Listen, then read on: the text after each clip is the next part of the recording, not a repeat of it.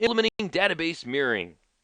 So database mirroring was this really cool feature that came out in SQL Server 2005 that allowed us to take a copy of a database, put it on another server, keep that copy synchronized with our primary copy, and treat it as a standby copy. So if anything were to happen to our primary database, we could switch over and use our secondary standby database with minimal data loss and minimal downtime for our users. Now, Microsoft has said that database mirroring is going to go away and it's going to be replaced by availability groups. But they know that it's not going to go away anytime soon because a lot of people have implemented over the last 3 versions of SQL Server. So what that means is it's still a part of the exam. So we're still going to have to know how this stuff works because we're still going to have to support it and work with it for years to come. Not to mention there's going to be plenty of migration projects out there for us DBAs to take our mirrors and move them into always on availability groups. So it's going to be good to know both technologies. All right, let's start with the nugget overview here. We're going to start by just getting familiar with database mirroring, talking about what mirroring does for us, getting familiar with the principal and the mirror and the witness, and then talk about the operation modes and talk about failover and role switching. So just get familiar with what mirroring is all about. Then we'll get into the virtual nugget lab and we'll configure database mirroring. We'll walk through the wizard, show you some things to look out for. The biggest thing with database mirroring is configuring your endpoints and making sure that your endpoints are set up correctly and with the correct security. That's always really going to be the number one issue in troubleshooting database mirroring is going to be those endpoints and security. So we'll take a look at the ins and outs there. And at the end here, we'll take a look at how to monitor and work with database mirroring. I'll first show you how to do failover, how to do manual failover from your principal to your mirror and then from your mirror back to your principal.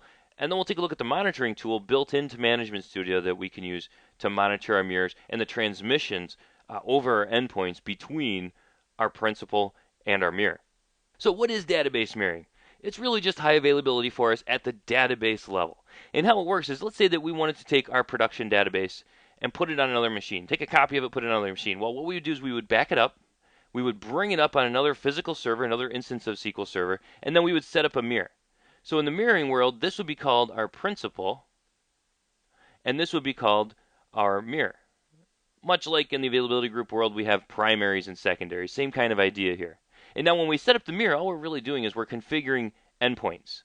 And those endpoints are the communication between the principal and the mirror. So anything that happens on the principal gets reapplied on the mirror. And how it gets reapplied is going to be dependent on the operating mode. So we have high safety mode, which is synchronous communication, meaning anything that happens on the principal must happen on the mirror, and then the transaction log must get hardened to disk. So it actually has to be physically written to disk before it's then applied on the principal. So these are guaranteed to always be synchronized. The downside, a little bit of latency because it has to happen on the mirror before it's confirmed on the principal. The other operation mode and method of communication between the principal and the mirror is high performance mode. And that's asynchronous communication, meaning when something happens on the principal, it just sends it and forgets about it. It doesn't wait for confirmation. It just kind of hopes the mirror gets it. So in that case, our latency is low, but the mirror is always going to be lagging behind the principal as far as data goes. So what that means is when it comes to failover or role switching, there's the possibility for data loss. Now we also have the idea of role switching, otherwise known as failover, or failover mode. And what this means is if something were to happen to our primary, it were to go down, or a principal, then the mirror can take its place. With automatic failover, that would mean it all happens automatically. SQL Server handles the entire thing on its own. Now, in this scenario, that can't happen because we only have a principal and a mirror. If we were to introduce what's known as a witness, which is an actual instance, a server, not a database, just an instance of SQL Server, an instance into our mirror, put an endpoint on it, then SQL Server can support automatic failover. And it only supports automatic failover with a witness and synchronous commit mode because we need to make sure, or I'm sorry, high safety mode. I'm in the availability group world because these need to be synchronized in order to do that. Your databases need to be synchronized for automatic failover to succeed and be supported. We also have manual role switching, which is much like planned failover. This is generally going to happen when you need to take a server offline for software updates or even hardware configuration changes. We can manually promote our mirror to the principal. And finally, we have forced failover, and this is when our principal suddenly goes down, unexpectedly goes down, and we do not have automatic failover in place. Then we're going to have to do a force by forcing our mirror to become our principal. Now, you can do all 3 of these when you're in synchronous high safety mode. It's just if you don't have a witness, then you'll be doing it manually. If you don't have a witness and something bad happens, you'll be doing it forced.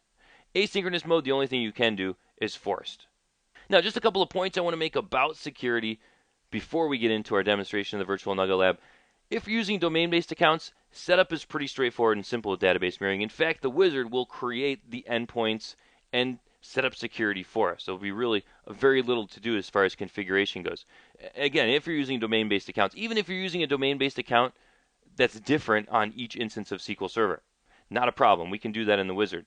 The tricky part comes into play if you're using non-domain based accounts like the local service or the network, local system or network service accounts, because those don't have really any rights associated with them and they don't have rights into SQL Server. So what you'll need to do in that case is set up your endpoints manually using Transact SQL with certificate authentication. So this is where those certificate users will come into play. You'll create certificates on your instances, you'll associate them with users, and then tie your endpoints to those certificates. And that's how communication then and authentication will occur between the endpoints within our mirror.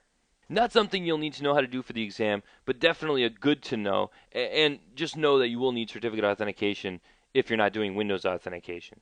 So keep that in mind. Why don't we head over to the Virtual Nugget Lab and learn how to configure a database mirror. In the Virtual Nugget Lab, I've pre-launched SQL Server Management Studio, so let's bring that up. We have a solution in here with a new project, 21-mirroring. We'll take a look at the scripts when we learn how to do this stuff in the interface. And I have 3 connections over here in Object Explorer, one to eval, one to eval 2, and one to eval 3. So we're going to use a database on eval as our primary principal database. So we're going to mirror this database. Our mirrored copy is going to sit on eval 2, and then we'll make eval 3 our witness instance. So with this configuration, we'll be able to do automatic failover with synchronous communication. So really the best of the best as far as high availability goes at the database mirroring level. So the first thing we need to do in order to configure a mirror is take a backup of the database that we want to mirror. So if we right click, head into tasks, let's go into backup. You want to do a full backup. So we have a full backup here pointing into our 21-mirroring directory in here in our support files. So everything looks good here. Let's just go into options and yep, everything looks good. So let's hit OK. That will create the backup. Now the other big thing that you want to make sure, and I should have did this before I did the backup, is in the properties for your database, you want to go into options and make sure you're in full recovery mode. If you're not in full recovery mode, the database mirror, when you go through the wizard, will yell at you and tell you unkindly that your database can't be mirrored. So make sure that you're in full recovery mode. And that should have done it here. There we go. We're good to go. So we have our backup in place. Now what we need to do is restore it on our mirrored instance. So we're going to do on eval 2, if we right click on databases, head into restore database, and let's just point here to device. Let's browse, add a device in here, up to our support files, into 21-mirroring, and there is our full backup. So the other thing that you need to be aware of here is when you do a restore, first we want to relocate all the files here to our eval 2 instance. But more importantly, you need to restore this with no recovery. Otherwise, again, the mirror won't work, the wizard won't work, and it needs to work with the database that's in no recovery mode. Part of this is so the principal will only be able to access the mirror. Nobody else will be able to touch that mirror. It'll always be in a recovering state. So let's hit OK here, and that will restore the database onto our second instance, our eval 2 instance. And that's it. Now that we're restored, now we can work with creating a mirror. To do that, we can just right-click on our database, head into Tasks, and hit Mirror. So this is the screen. You can also get here by going to the database properties and just heading down to the mirroring tab. You can see that's all it did. Just took us right there. So the first thing we need to do is configure security. So this is what's going to do the endpoint configuration and give our instances the capability to talk to each other through those endpoints. So let's hit Configure Security. This will take us through the wizard for configuring security. Do we want a witness server instance? First question. Yes, we do. We're going to make eval 3 that instance, so let's hit Next. And then it's going to show us here's our configuration, principal, mirror, and witness. So we'll hit Next here. This is going to be our principal server. Because we right-clicked on that database, it knows that's the server. Here's the port, here's the endpoint name, and optionally if you want to encrypt data. So these are your endpoint settings. Now the thing to be aware of, for us, for this demonstration, and if you do any sort of testing on a single server where you have instances like we do here all on one server, you're going to have to use a different port for each instance. And it's going to tell us that right down here. Their endpoints must use different ports. And it'll do it for us. Just be aware of it because if you do this stuff in Transact SQL, make sure that you choose different ports. So if we hit next here, it's going to ask us, where's our mirror instance? And let's choose eval2, hit connect, and there we go. So you'll notice that's using 5023 rather than 5022. We'll hit next, and here's going to be our witness instance. Just hit connect here, connect one more time, and that's going to use port 5024. So all the endpoint names are going to be mirroring on each individual instance, all set up to a different port, and all with encryption turned on. So here is the tricky part when it comes to service accounts. So if your service accounts are in the same domain or trusted domains, here's where we specify them. Now, this is where if you have different service accounts running under each SQL server, make sure that you put in the right account associated with the principal, the witness, and the mirror. If you use the same account for all of them, just put the same account in all of these spots. If they're non-domain accounts or the accounts are in untrusted domains, leave the text boxes empty. Now, because we're not in a domain, we're in a work group on this specific machine, we do not have domain accounts technically, we have local accounts. So we're going to leave those empty as well. And it's still going to be able to work. It's going to work for us for this demonstration because it's going to use the login that I'm currently under, Nugget User. And Nugget User has sysadmin access to each one of these instances. So that's why it's going to work for us and we can leave these blank. So let's hit next here.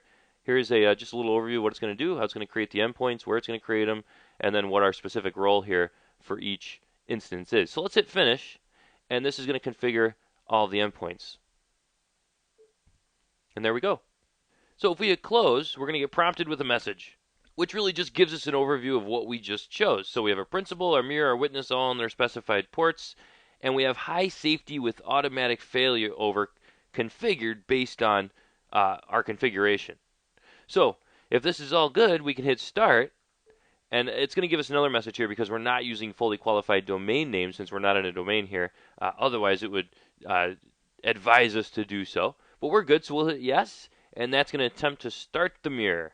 So if all is successful, it'll look like this. It'll give us access to pausing and removing the mirror, doing failover, and we can see our operating mode down here. And you can also then see, in fact, let me just hit OK here. We'll be back to that screen. We can see that our principal instance is on eval, and it's synchronized. And if we head down here, we can see, if we refresh this, that this is our mirror, and it's also synchronized and still in a restoring state, so nobody can access it. Another thing to note are the endpoints. If we go into server objects, endpoints, and database mirroring, here is the endpoint. And we'll have the exact same endpoint on each instance, just with different ports since we're all on the same machine. So let's take a look at what that wizard did in code. So all that wizard really did was set up our endpoints. Creating the actual mirror, that was done at the properties of the database when we went in and went to tasks and went to mirror. This part actually creates and starts the mirror. The wizard really just created the endpoints. And so you can see by looking at an endpoint in code here exactly what it's doing. So if you ever have an endpoint that's in a stop state, the only way to start it here is by alter endpoint and then hit, set your state equals started. Another troubleshooting tip there if you're having problems with endpoints, make sure that it's turned on.